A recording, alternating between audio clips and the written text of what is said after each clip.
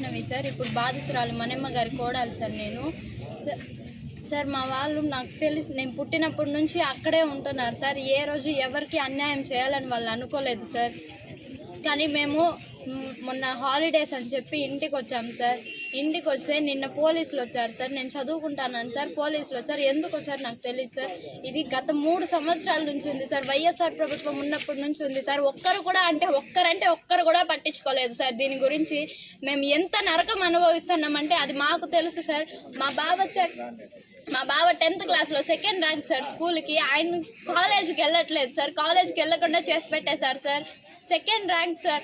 ఎంత బాగా చదువుతాడో సార్. కాలేజీకి వెళ్ళట్లేదు సార్. ఇప్పుడు వెళ్ళాలంటే కూడా భయం వేస్తుంది సార్. ఎక్కడన్నా పంపించాలంటే ఎక్కడికన్నా బయటికి వెళ్తే నవ్వుతారు సార్ చూసి మమ్మల్ని. దళితులు అంటే మరీ అన్యాయమా సార్? నేను మాట్లాడితే నేను అడగాలనుకున్న మొదటి ప్రశ్న సార్, మనుషుల ప్రాణాలకి విలువ లేదా సార్? ఇక్కడ దళితులు అంటే మరీ అన్యాయం. మీ కాళ్ళ కింద చెప్పుల్లాగా చూస్తారా సార్ మమ్మల్ని? ఏం సార్ అసలు ఏం చూస్తున్నారు సార్? ఇంతమంది ఇంత పెద్ద గవర్నమెంట్ ఉంది, ఎందుకు సార్ అసలు మీరు ఉన్నా ఒకటే లేకపోయినా ఒకటే సార్? మమ్మల్ని పట్టించుకోకపోతే దళితులు కాన్స్టిట్యూషన్ చెప్పింది కదా సార్ అందరూ ఈక్వలే అని చెప్పి, అయినా పట్టించుకోరా సార్? మేమంటే మరి అంత హీనమా సార్? మాకి మనుషుల ప్రాణానికి విలువ లేకపోతే ఎలా సార్? నేను అడిగిన దానికి మీకు ఏ క్లాస్ చదువుతానమ్మా నువ్వు అన్నారు సార్. నేను 9th క్లాస్ చదువుతానంటే బుద్ధి జ్ఞానం లేదా అమ్మా? ఇట్లా మాట్లాడితే కేసు అయితే మీరు చదువుకోగలరా? మీరు గవర్నమెంట్ జాబులు ఇస్తారా మీకు అని అడుగుతారు సార్. అంటే ప్రాణం మీదకి వచ్చే కూడా పట్టించుకోరా సార్? అది జస్టిస్ కాదని నేను చెప్తూనే ఉన్నాను సార్. ఆమె పడిపోయి దొర్లాడుతా అంటే కనీసం పట్టించుకోలేదు సార్. పోలీసులు ఉన్నా ఒకటే లేకపోయినా ఒకటే సార్. ఆ మేడం అయితే పోతే పోయిందని చెప్పి వాళ్ళ బండ్లో కనీసం అంబులెన్స్ ఫోన్ చేయలేదు.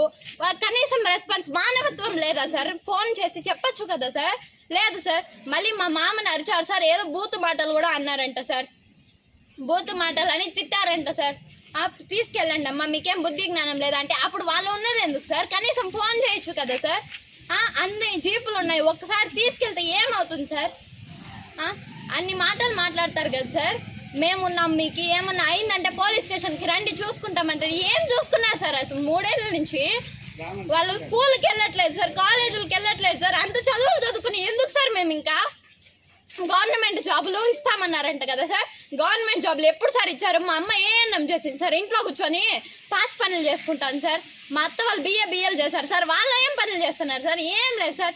మా అమ్మ ప్రతిసారి ఎగ్జామ్ రాయడం, ఆడ పోవడం, ఎగ్జామ్ రాయడం. ఈసారి మళ్ళీ